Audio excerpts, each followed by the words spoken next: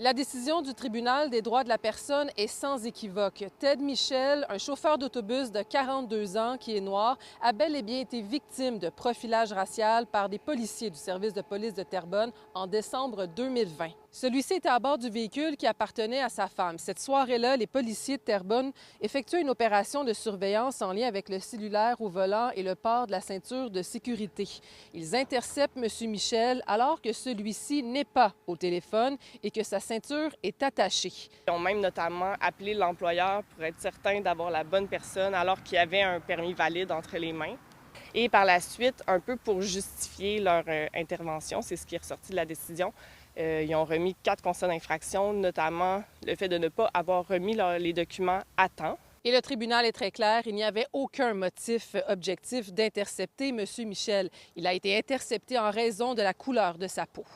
C'est un autre exemple de profilage racial qui démontre à quel point c'est important pour les services de police de prendre des actions concrètes. Dans son jugement, le tribunal ordonne de verser 15 000 $ aux plaignants, soit 12 000 pour les dommages moraux et 3 000 $ à titre de dommages punitifs. Et ce dernier montant devra être versé par les 2 policiers au dossier, soit les agents Félix Frère et Christopher Lebrasseur. De plus, le tribunal exige une formation obligatoire pour lutter contre le profilage racial. L'ensemble des données reliées aux interceptions policières devront également être publiées par la Ville de Terrebonne.